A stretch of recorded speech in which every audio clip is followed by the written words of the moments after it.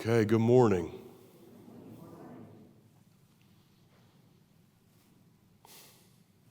Do you ever watch TV shows or movies or read books and you start to notice the same themes, like repeating themselves? Yep. More head nods actually than I thought. Yeah, that happens to me a lot, and sometimes when that happens, I wonder if that is an invitation to think about those themes a little more deeply. We've been watching a show, our favorite show right now. It's called Pluribus. Has anybody seen it or heard of it? Yeah. Well, it's a little bit nerdy. There's a science fiction element to it. I'm going to talk about it anyway. But basically, the premise of the show is that something akin to a virus has overcome all of humankind, except for 13 people who are immune. The nature of this virus is such that everybody wants to spread it. That's how it spreads so easily across humankind, but they can't spread it to these 13 people. Now, what's interesting, so far it's pretty par for the course in terms of science fiction, but there's this aspect to it where the reason they want to spread this virus is because they want to do it as an act of love. They believe that being a part of this, having this virus, is the highest form of existence. There's a part of it, you see, where if you have this virus, then you are part of what we'll call a hive mind. So the entirety of all human knowledge, you might say, is uploaded to a cloud. We'll just use the symbol of the cloud. And everybody who's a part of this hive mind has this same full human knowledge in the cloud. So there's no longer personalities, but everybody knows everything. Okay? So they can't spread it to these 13 people who are immune, but they still have this desire to show them love and to spread joy to them. Now, I want you to think about this. The entire human population has the fullness of human knowledge and at their fingertips all the resources of the whole world and a deep desire to bring joy to these 13 people. One of the characters, who's named Mr. Jabate, we meet him because he's flying in on Air Force One. You understand? They'll do anything you want. He said, I want to ride on Air Force One, and they made it happen. This world is such that these 13 people, they can do whatever they want. They can eat whatever they want. They can go wherever they want.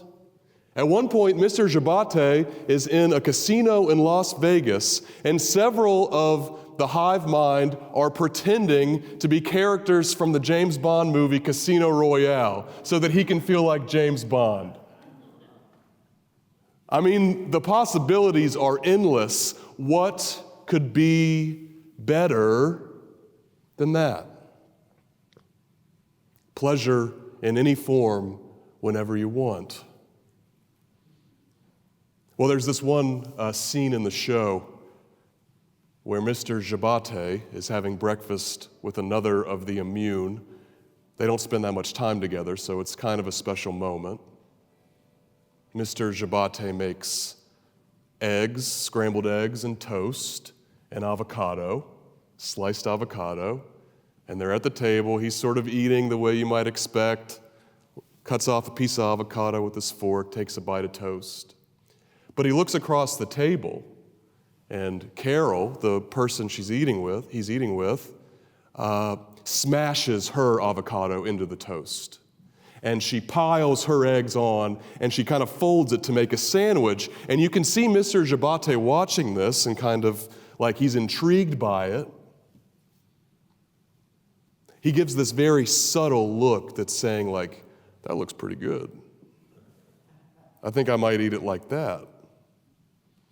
And so that's what he does. He eats breakfast just like Carol does. And there's this look of satisfaction. It's subtle, but I think the point of that scene is to say that this is a truly human moment. Even though Mr. Jabate has the full resources of the world at his fingertips and can do whatever he wants, the hive mind could never manufacture a moment like that. It's not something that they could just know. It's only something that we can experience without planning on it. It's the sort of joy that people can only experience together. My kids have been watching a movie, WALL-E. You guys seen that? There we go. Yeah, WALL-E's pretty good. The premise of WALL-E is that humans have ruined Earth. And the solution is that they will now go live in space on the super advanced spacecraft. And it's echoing Pluribus even as I'm talking about it, because this spacecraft rules. You can do anything you want on it. You don't even have to walk around. They have these chairs that hover, so you don't even have to exert the energy to walk. The technology is so advanced that they can make any food you want. There are people who spend their days lounging around on a pool. It's luxury, left and right, anything you could want. Well, without getting too into the details, the story starts to turn, and there's evidence that maybe Earth is going to become habitable again.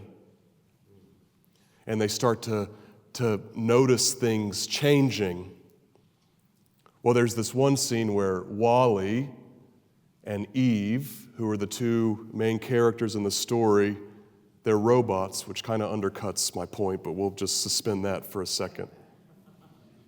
But they're floating in space in this synchronized and beautiful and improvised way. They are sharing this moment, dare I say, human moment. And all these people are watching, like rapt by it, entranced. And you see one of them get up. They usually don't get up. And you see this kind of curiosity that you haven't seen yet. And they go to the computer and they search the question, what is dancing? And of course, the point is dancing, this collaborative, vulnerable act between two people, that's the real stuff of life. It's an example of what is unique about being a human. You get the point. Unlimited supplies of luxury and convenience, pleasure, entertainment. No matter what technology comes up with, there's always this little piece of humanity that's missing. One of my favorite novels is called Clara and the Sun. It explores these themes in its own way. In the story, a mother of a dying girl tries to essentially recreate her as a robot. It's in this very advanced time. And the author poses this question: is there something like a soul that is beyond the reach of science? I'm glad we have art asking these questions, because today's public discourse is sorely lacking them. I've heard some interviews with various tech tycoons describing their desired future where AI has a more prominent role, and I'm sorry, but what they see as a utopia sounds eerily similar to these dystopian forms of art that I've described. I wonder what role the church plays in all of this. Could part of our task be regaining the parts of humanity that are lost to technology? This is the third week of Advent. Every week, including this one, we've been within the first chapter of Luke. We've heard the shocking news of 2 pregnancies. The first is that of Elizabeth, who you remember was well beyond the age of childbearing, especially in that ancient world. And the other is that of Mary, one of Elizabeth's relatives, who has her own set of challenges that are sort of converse to Elizabeth's because she is so young and unmarried and a virgin, both pregnant despite what seemed like impossible circumstances. In last week's leg of the story, we had one of those authentically human moments that jumped out to us on the page. After Mary learns from the angel Gabriel that she will give birth to our Lord, in this almost like automatic or immediate impulse, she goes immediately to Elizabeth with joy. And just upon hearing Mary's voice, baby John the Baptist in Elizabeth's womb leaps for joy, and there's this incredible human connection. Today's passage is the continuation of that. It is Mary's deep joy, which she expresses in song. It's called the Magnificat, at least tradition calls it that. It is joyful and prophetic and celebratory. My soul magnifies the Lord. There's this sense of communion with God. My spirit rejoices in God, this unfettered joy. And the song continues. It turns from joy to prophecy. He has scattered the proud in the imagination of the hearts, brought down the powerful from their thrones, lifted up the lowly. He's fed the hungry with good things and sent the rich away empty. And so it goes. I started to think about that, like how the joyful gives way to the prophetic, how a certain state of mind or state of soul puts one in a position to take action.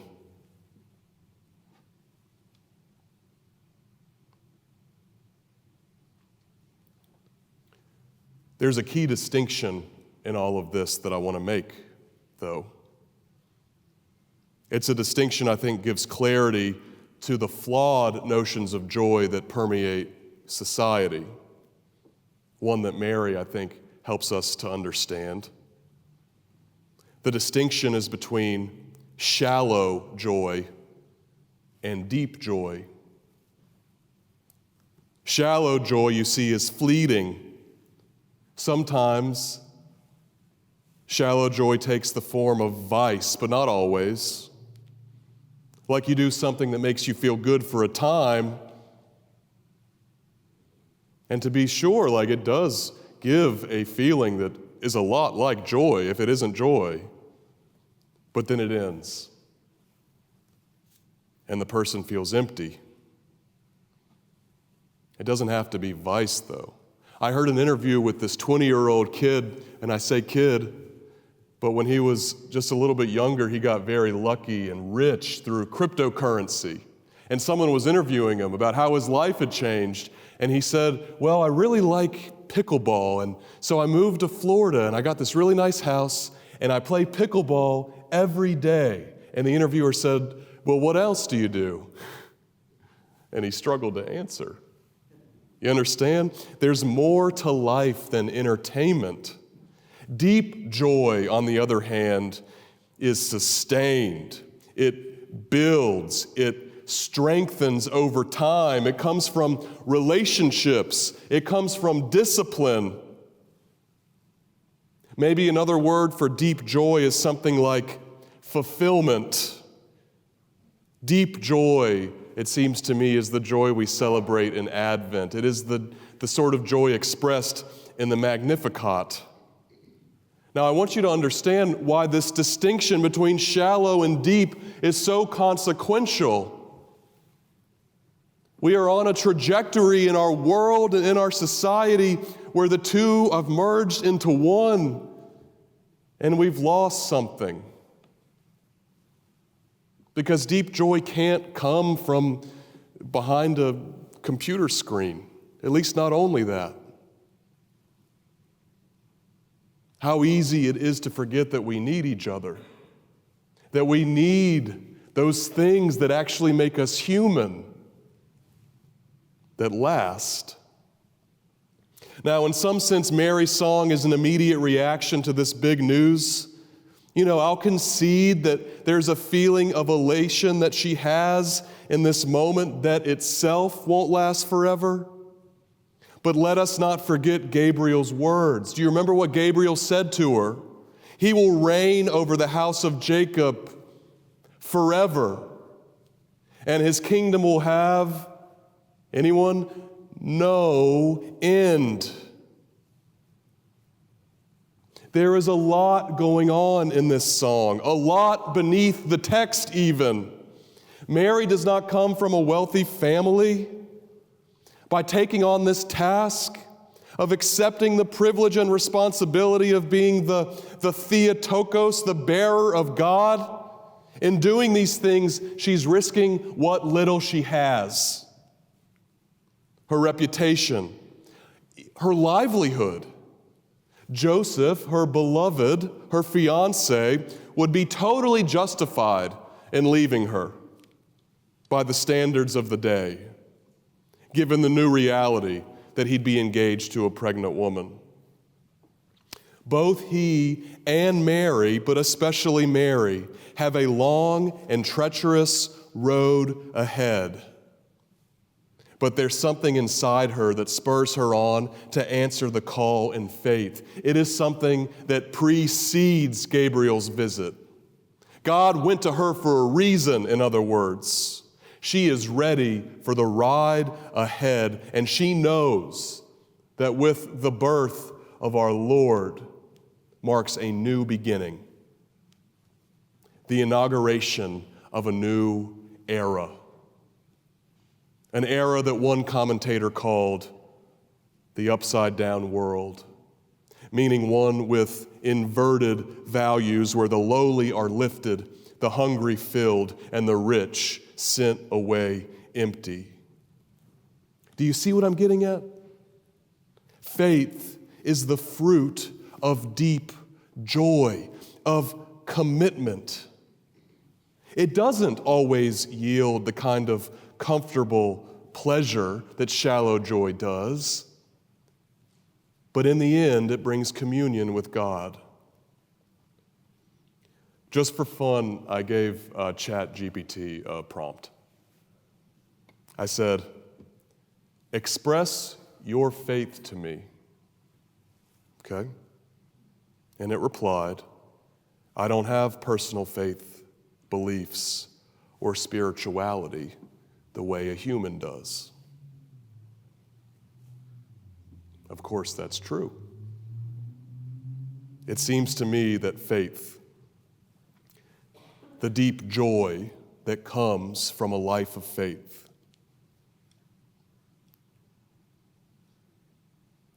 is not only uniquely human, but it's also one of the best parts of being human.